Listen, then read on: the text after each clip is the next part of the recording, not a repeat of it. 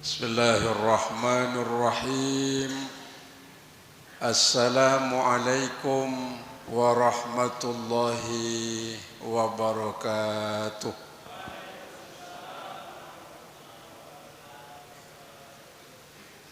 Alhamdulillahilladzi hadana lihadza wa ma kunna linahtadiya laula an hadanallah. Wassalatu wassalamu ala asrafil anbiya'i wal mursalin imamil muttaqin sayyidil ghurril muhajjalin sayyidina wa maulana Muhammad ibn Abdullah wa ala alihi wa sahbihi wa mawalah. Rabbi shrah lana sudurana wa yassir lana umurana wahlul 'uqdatam min alsinatina yafqahu qaulina, amma ba'du. Kami hormati Bapak Kepala Desa, kami hormati tokoh agama, tokoh masyarakat, Bapak Ibu hadirin jamaah yang saya hormati dan saya banggakan. Segala puji bagi Allah, malam hari ini kembali kita dipertemukan. Alhamdulillah kita sehat, kita diberikan kelapangan dan keringanan langkah melaksanakan sholat maghrib berjamaah, hadir kembali di majelis ilmu. Mudah-mudahan Allah senantiasa istiqomahkan kita semua dalam kebaikan dan ketaatan kepadanya. Salawat dan salam kepada baginda Rasul Muhammad sallallahu alaihi wasallam beserta keluarga, sahabat, dan tentu kepada kita para pengikut dan umatnya. Tidak terasa dalam hitungan bulan habis Syawal ada Zulqa'dah, habis Zulqa'dah ada Zulhijjah. Tahun ini ada jamaah kita yang berangkat haji. Berapa orang? 2 orang. Allah tidak memanggil untuk melaksanakan ibadah haji dan umroh bagi yang mampu, tapi Allah memampukan siapa yang dipanggil. Kalau yang dipanggil yang mampu, berarti yang punya uang saja yang berangkat. Begitu Allah memanggil hamba-hambanya untuk melaksanakan ibadah haji dan umroh, pada saat itu Allah berikan 3 hal. Pertama, dimampukan secara finansial alias uang. Yang kedua, dimampukan secara zahir, fisiknya insya Allah sehat. Yang ketiga, dimampukan oleh Allah sanggup melaksanakan ibadah yang berhubungan dengan haji dan umroh. Pada pengajian kita saat ini sedikit kita bicara tentang keistimewaan haji. Dalam Al-Quran Allah jelaskan wa atimmul hajja wal umrata lillah. Sempurnakan ibadah haji dan umroh. Dengan apa kita sempurnakan, kata Allah? Semata-mata lillahi rabbil alamin. Orang yang melaksanakan ibadah haji, maka yang pertama harus disempurnakan adalah niatnya. Begitu nanti sampai di Mekah, lalu mengambil miqat, pasang niat. Nawaitul hajja wa ahramtu biha lillahi ta'ala. Itu niat pada waktu kita memakai kain ihram untuk melaksanakan ibadah haji. Karena rukun yang pertama dari haji itu adalah niat. bersamaan dengan lafaz niat yang kita baca, pada saat itu kita juga sedang memakai kain ihram. Saat itu kita sudah tinggalkan segala kemewahan dunia. Baju yang kita pakai mungkin harganya ratusan ribu, untuk sementara kita tanggalkan, berganti dengan kain ihram, warnanya putih, tidak berjahit. Maknanya apa? Tidak ada sesuatu yang istimewa dalam pandangan Allah. Seberapa banyak harta kita, seberapa tinggi jabatan kita, seberapa luas pengaruh kita dalam kehidupan dunia, tidak ada nilainya dalam pandangan Allah kecuali iman dan kebaikan kita itu. Begitu dipasang niat lalu memakai kain ihram, kita sudah menyerahkan semua-muanya kepada Allah itu. Sebagaimana yang sering saya sampaikan dalam satu hadis yang dijelaskan oleh baginda Nabi, innamal a'malu binniyah wa innamal likulli imri'in ma nawa. Semua kebaikan, salat kita, puasa kita, haji umroh kita, jihad dakwah kita, semuanya bergantung kepada niatnya itu. Jangan pernah menggantungkan niat kepada makhluk. Jangan pernah menggantungkan hajat kepada hamba. Bergantungkan hajat dan niat itu kepada Allah. Kalau kepada Allah kita sandarkan niat ibadah, pertama Allah yang ngasih pahala. Makanya Allah jelaskan, hal jazaul ihsan illal ihsan. Kebaikan yang kita lakukan selama kita hidup, selama kita tunaikan, selama kita laksanakan, termasuk niat kita melaksanakan ibadah haji, maka balasannya pun juga kebaikan itu sendiri. Rukun pertama daripada ibadah haji, pasang niat. Begitu kita selesai niat, lalu kita agungkan Allah Subhanahu wa ta'ala sebelum sampai ke tempat kita melaksanakan rukun berikutnya. Kita membaca talbiyah, labbaik Allahumma labbaik, labbaik la syarika laka labbaik, innal hamda wan ni'mata laka wal mulk la syarika lak. Labbaik itu maknanya saya memenuhi panggilanmu ya Allah. Labbaik Allahumma labbaik.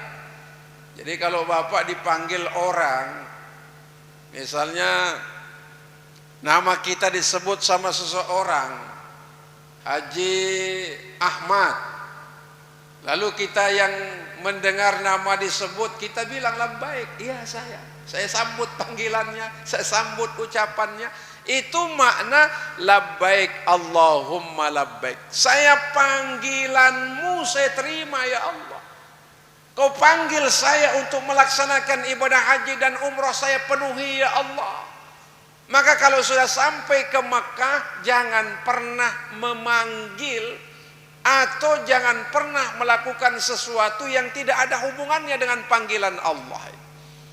Kadang orang begitu nyampe, yang dipikirkan apa? Belanja, shopping, ya enggak?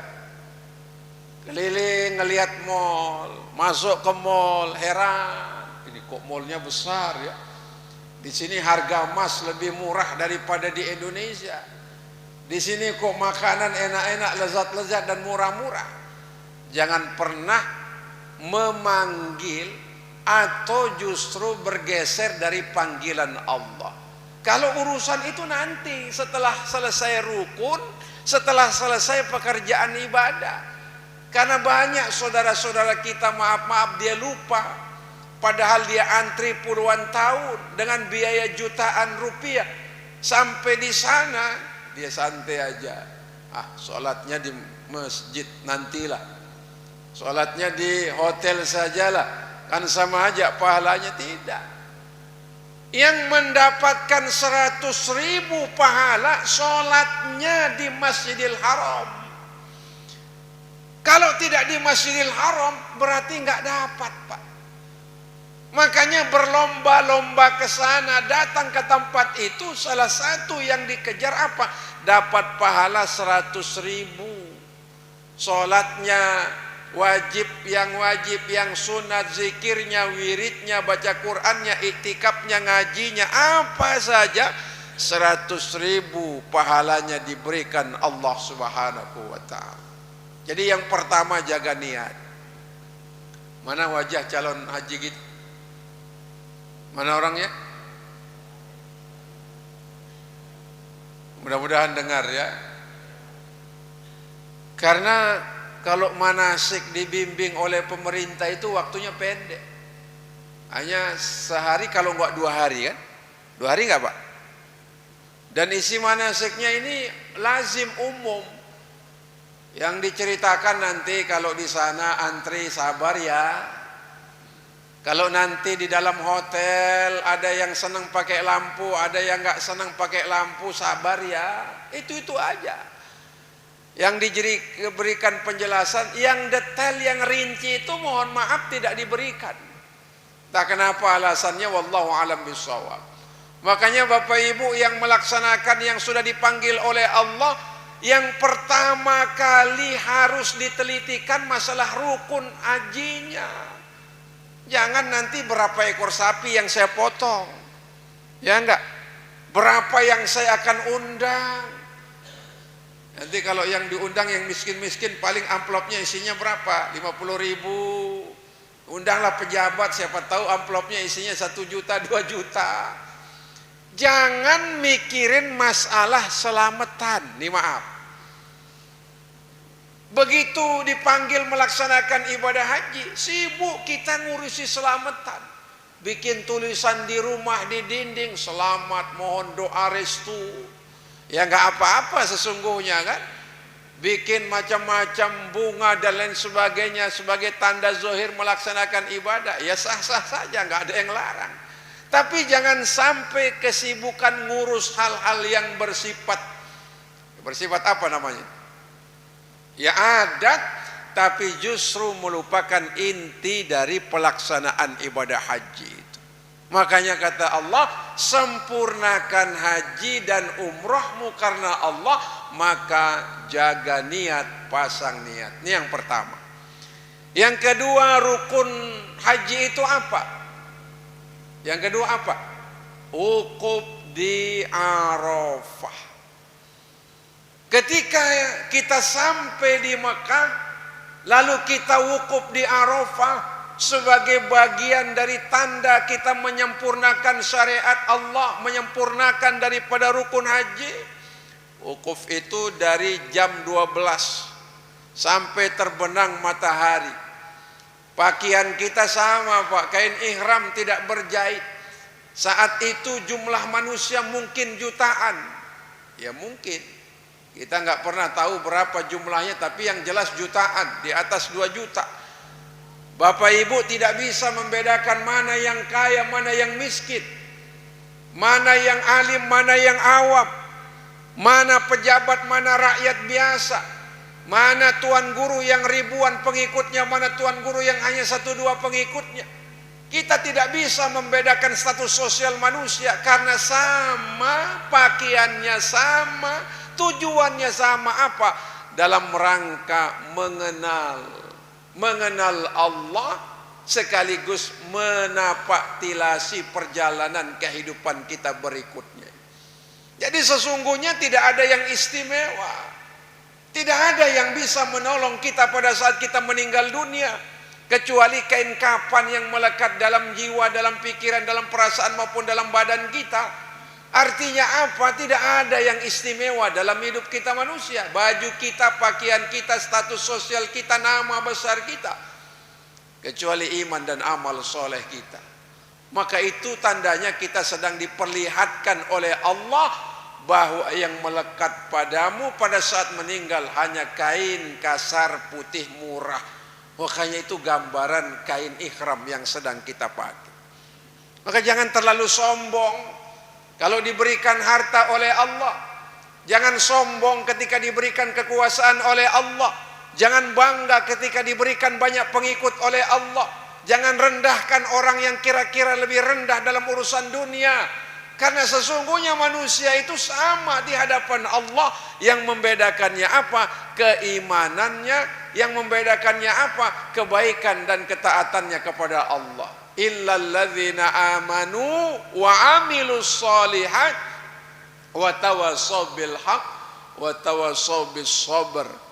Imannya, amal solehnya, lalu dia mau saling menasihati dalam ketaatan, dalam kebaikan, mereka juga saling mengingatkan tentang bagaimana kesabaran dalam kehidupan kita. Hadirin jamaah yang dirahmati oleh Allah, maka rukun haji yang kedua wukuf di Arafah. Wukuf itu dari kata-kata waqafa yuwaqifu qif, berhenti sejenak. Selama ini kan kita capek ngurus dunia. Sejak kita akil balik sampai hari ini dunia saja yang kita urus. Betul? Capek nggak ngurus dunia ini? Saya lihat orang di pinggir jalan tadi, jualan ya. Pasar apa ya? Pasar Senen ya. Luar biasa perjuangan umat ini untuk dunia ini. Nggak ada capeknya, nggak ada bosannya. Asal dapat uang lelahnya hilang. Asal dapat uang capeknya hilang. Asal dapat uang subhanallah keluh kesahnya hilang. Luar biasa uang ini ya. Luar biasa apa tidak? Ya. Tapi Nabi ingatkan kita, iza a'zamat ummati dinarun wa dirhaman nuzi'at minha haibatul Islam. Kalau umatku ini sudah mengagung-agungkan dinar dan dirham, mengagung-agungkan uang maknanya, Allah akan cabut kehebatan Islam dari dada kita ini. Kalau cari uang tujuannya untuk ibadah, itu yang bagus. Makanya kalau dapat uang bilang, uang, udah setengah mati saya cari kamu ke timur, ke barat, ke utara, ke selatan. Nah, saya titip engkau di masjid, saya titip engkau di fakir miskin yatim piatu, saya titip ini untuk belanja istri tiap hari supaya saya bisa makan minum, supaya tegak badan saya untuk rukuk dan sujud kepada Allah. Nah, saya kasih orang-orang yang terlantar. Ajak uang itu bicara dan digunakan untuk kebaikan, supaya nanti ketemu dengan uang di akhirat. Bukan uangnya yang ketemu, nilai kebaikan karena uang itulah kita ketemu di akhirat. Oh, rupanya dulu uang yang aku titip ternyata sampai di akhirat. Apanya? Pahala dan kebaikannya. Itu yang menyelamatkan kita di hadapan Allah Subhanahu wa ta'ala. Tapi kalau cari uang tujuannya hanya untuk kesombongan, maaf-maaf. Mencari uang tujuannya untuk bermaksiat, maaf-maaf. Mencari uang justru untuk melakukan kejahatan, itu yang salah. Kalau yang itu dilakukan, kehinaan dan kemurkaan Allah yang akan turun. Sebab itu ketika kita wukuf di Arafah, kita merenung sejenak, merenungi hakikat dan makna hidup yang diberikan oleh Allah. Sering dalam pengajian-pengajian sudah saya sampaikan, hidup kita di dunia ini ibarat orang musafir. Yang namanya musafir kan lewat tidak akan kembali lagi. Apa yang bisa kita himpun, apa yang bisa kita peroleh, apa yang bisa kita bawa. Coba Bapak Ibu yang pernah, nggak usah jauh-jauh ke Malaysia. Begitu nyampe di Malaysia, apakah semua yang berlaku di Indonesia berlaku di Malaysia? Tidak kan? Kenapa? Sudah beda tempat. Semua apa yang kita anggap istimewa di dunia ini hanya berlaku di dunia ini. Uang itu istimewa ketika dia di dunia. Harta itu berharga ketika dia di dunia. Emas itu bernilai ketika dia di dunia. Tapi kalau sudah pindah ke alam barzah, nggak ada nilainya. Makanya Allah bilang illalladzina amanu wa amilus solihat, kecuali orang yang beriman lalu membuktikan imannya dengan kebaikannya, itu yang selamat, itu yang beruntung insya Allah. Maka wukuf maknanya merenungi hakikat makna hidup yang diberikan oleh Allah. Makanya dalam hadis Yang lain Nabi jelaskan kalau ingin merasakan nikmatnya ibadah, merasakan nikmatnya iman, salah satunya apa? Ayyuhibba abdan la yuhibbu illallah. Atau apa kata Nabi dalam hadis yang sama? Sesungguhnya kalau ingin merasakan nikmatnya iman, ayyakunallah wa rasuluhu ahabba ilaihi mimma siwahuma. Menjadikan Allah dan nabinya nomor satu untuk dicintai, baru cintai yang lain. Nomor satu itu Allah dan Rasulnya dulu dicintai, baru cintai pekerjaan, baru cintai anak istri, baru cintai keluarga, baru cintai apa yang Allah titipi. Yang pertama itu Allah dan Rasulnya. Bagaimana cara kita mengutamakan Allah dan Rasulnya? Seperti ini. Subhanallah. Saya kalau datang ngaji ke masjid, saya tunggu selesai tarhim dulu, ya, baru ambil air wudhu. Tapi kalau di masjid kita ini, orang sudah belum tarhim sudah banyak di masjid. Saya selalu merasa ketinggalan. Ini luar biasa jamaah kita ini. Biasanya orang lama baru kumpul, kalau ini cepat kumpulnya. Makanya saya lebih awal sekarang datang. Biasanya kalau lihat masih pagi, nanti di perempatan sana baru tarhim pelan-pelan. Ternyata nyampe di sini sudah ketinggalan. Hebat jamaah kita, Allahu Akbar. Ini contoh bahwa mencintai Allah dan Rasulnya diutamakan ketimbang yang lain. Perilaku macam ini yang bagus. Didahulukan dulu Allah dan nabinya untuk dicintai. Makanya kita sholat di awal waktu berjamaah, kita dengerin pengajian, kita melaksanakan ketaatan. Habis itu kembali kerjakan pekerjaan kita itu. Itu hebat, Pak. Makanya orang di Mekah itu begitu azan tutup toko. Selesai sholat kembali buka toko. Pola macam itu yang benar, Pak. Begitu datang azan berhenti bekerja. Ya, habis sholat makan, habis makan kerja lagi, Pak. Kalau perlu makanya dijelaskan kepada kita, wala tansa nasibaka minad dunya. Jangan lupa bagianmu terhadap kehidupan dunia ini. Jangan lupa kata Allah itu. Tapi yang bagus itu sebagaimana yang sudah saya katakan tadi. Datang waktu sholat, selesai sholat kerja lagi. Walaupun pekerjaannya sampai subuh nggak apa-apa. Datang subuh, sholat lagi, selesai sholat, kerja lagi, nggak apa-apa kalau mampu kan. Ada keseimbangan yang bagus di situ. Jadi yang kedua, rukun daripada haji adalah wukuf di Arafah. Yang ketiga, rukunnya apa? Rukun haji itu yang ketiga, tawaf ifadah. Nggak boleh nggak, Pak, itu rukun. Dari Hajarul Aswad sampai makom Ibrahim. Makom Ibrahim maknanya bekas telapak kaki Nabi Ibrahim ketika selesai bangun Ka'bah. Baca doa subhanallah walhamdulillah wala ilaha illallah wallahu akbar wala haula wala quwata illa billah. Itu doanya setiap kali putaran. Pertama, kedua, ketiga, keempat, kelima, keenam, ketujuh. Itu doanya dari Hajarul Aswad sampai makom Ibrahim. Dari makom Ibrahim kembali ke Hajarul Aswad, doanya apa? Terserah. Mana yang mampu dibaca, mana yang kira-kira dihafal, itu yang dibaca. Kalau hafalnya Rabbana atina fid dunya hasanah wa fil akhirati hasanah wa qina azabannar, itu saja nggak apa-apa.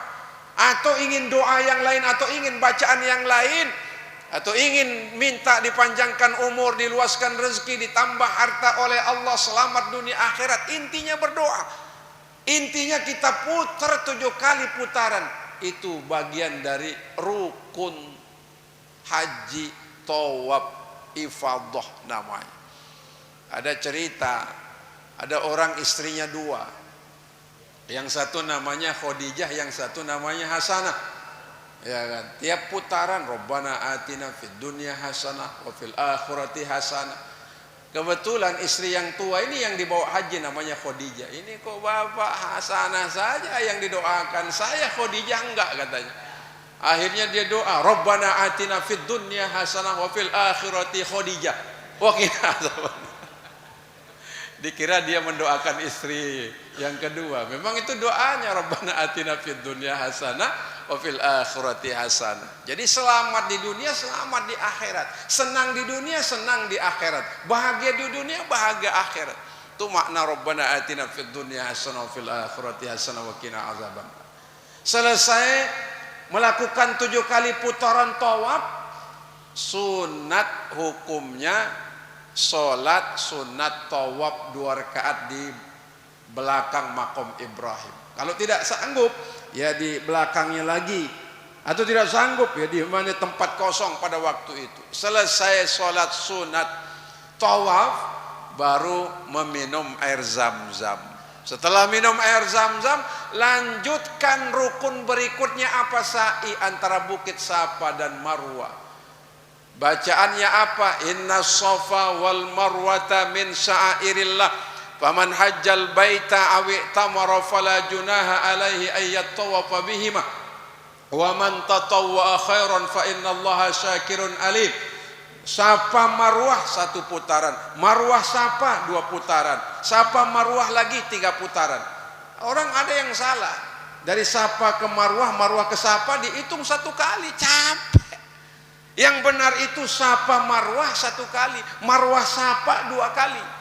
Subhanallah. Yang pada intinya poinnya perbanyak berdoa, karena kita sedang menapaktilasi perjalanan Siti Hajar ketika minta tolong, minta bantuan.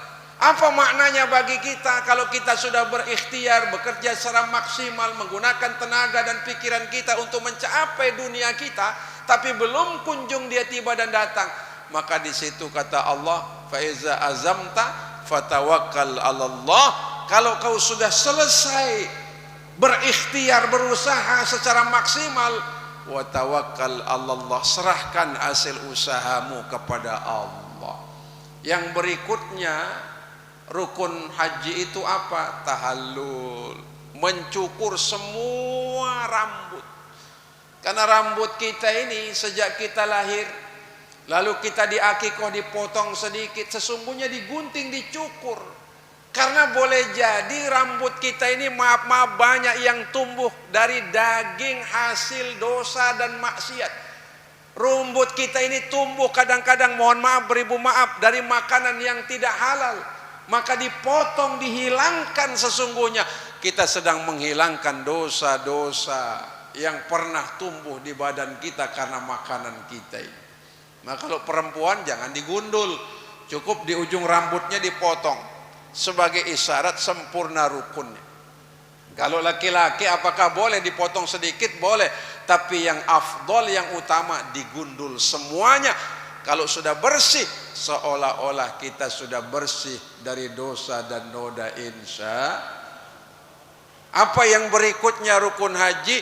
Tertib. Tertib itu apa istilahnya, ya kan? Arkanul hajj, rukun daripada haji itu harus sesuai dengan urutannya. Urutan pertama niat, yang kedua wukuf, yang ketiga tawaf, yang keempat sa'i, yang kelima tahallul.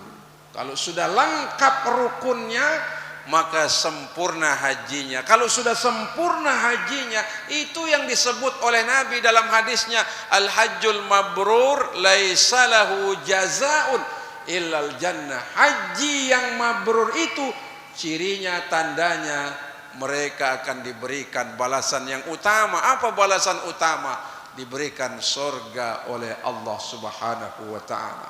Semoga kita semua yang sudah nyetor niat, yang nyetor hartanya sebagai bekal perjalanan untuk melaksanakan ibadah haji dan umrah, kita diberikan kesempatan untuk melaksanakan ibadah itu beserta anak, keluarga, cucu dan keturunan kita, untuk menyempurnakan arkanul Islam, rukun daripada keislaman kita. Semoga kita sehat walafiat, dipanjangkan umur oleh Allah, diluaskan rezeki oleh Allah sebagai bekal kita melaksanakan ibadah haji dan umrah dan ibadah yang lain.